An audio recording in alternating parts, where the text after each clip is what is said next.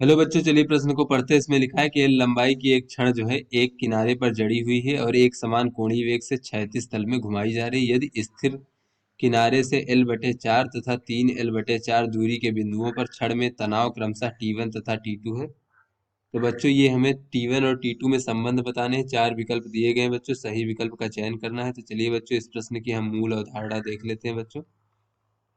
तो बच्चों इस प्रश्न की मूल अवधारणा में हम देख लेते हैं कि कोई वस्तु इस प्रकार से अगर वृत्तीय पथ पर बच्चों गति करता है तो उसे एक अभिकेंद्र बल की आवश्यकता होती है, जिसकी दिशा जो है केंद्र की ओर इस प्रकार से होती है बच्चों। और ये अभिकेंद्र बल का मान होता है बच्चों M/R ओमेगा का वर्ग, जहाँ पे M क्या है, द्रव्यमान है, R इस वृत्तीय पथ की त्रिज्या, ओमेगा क्या है बच्चों, इसका कोणीय वेग है इस प्रकार से। तो बच्चों ये हमारा विकेंद्र बल किसी भी प्रकार से प्राप्त हो सकता है, चाहे वो तनाव से प्राप्त हो या गुरुत्वाकर्षण बल से या घर्षण बल से या फिर किसी भी प्रकार से बच्चों ये हमें प्राप्त हो सकता है। तो चलिए बच्चों अपने प्रश्न को हल करते हैं। यहाँ पर कहा जा रहा है बच्चों कि एल लंबाई की एक हमारी छड़ है, जो कि बच्चों एक सिरे पर रोक कर बच्चों इसको इस प्रकार से एक समान कोणीय वेग से घुमाया जा रहा है बच्चों। तो ऐसा इसमें कहा जा रहा है कि जो स्थिर बिंदु है, यानी ये स्थिर किनारा है, इससे L/4 दूरी पर और 3L/4 दूरी पर, तो बच्चों ये हमारा कहीं 3L/4 दूरी होगा। तो इतनी दूरी पर जो है यहाँ पर टेंशन यानी तनाव T1 और यहाँ पर तनाव T2 माना गया है।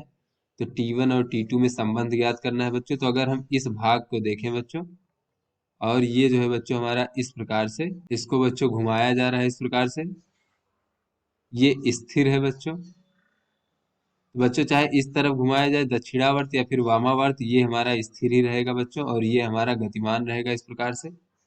तो ऐसे में बच्चों अगर हम इस भाग को देखें इस प्रकार से बच्चों, तो बच्चों हमारा ये भाग जो है बच्चों, इस पर तनाव बच्चों इधर हम T1 मान लेते हैं और ये तनाव बच्चों T2 मान लेते हैं।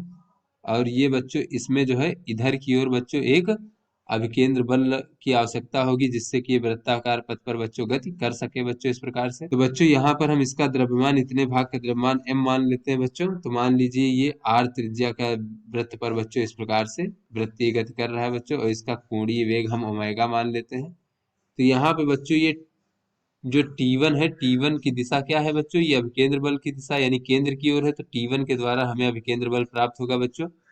तो इधर केंद्र की ओर जो परिणामी बल होगा वो हो जाएगा T1, और T2 घट जाएगा क्योंकि ये केंद्र से विपरीत दिशा में लग रहा है। और ये हो जाएगा बच्चों हमारे अभी आवश्यक अभिकेंद्र बल के। तो बच्चों T1 ऋण T2 बराबर बच्चों ये हो जाएगा M/R का वर्ग बच्चों। तो बच्चों ये अभिकेंद्र बल का मान बच्चों धनात्मक होगा, यानी T1 ऋण T2 का मान बच्चों ये धनात्मक होगा। तो यहाँ से बच्चों अगर हम देखें तो T1 का मान जो है T2 से अधिक होगा। तो चलिए बच्चों अगर अपने विकल्पों को देखें, तो बच्चों ये जो ए विकल्प है ये हमारा सही विकल्प है। तो आशा करते हैं आपको समझ में आ गया होगा।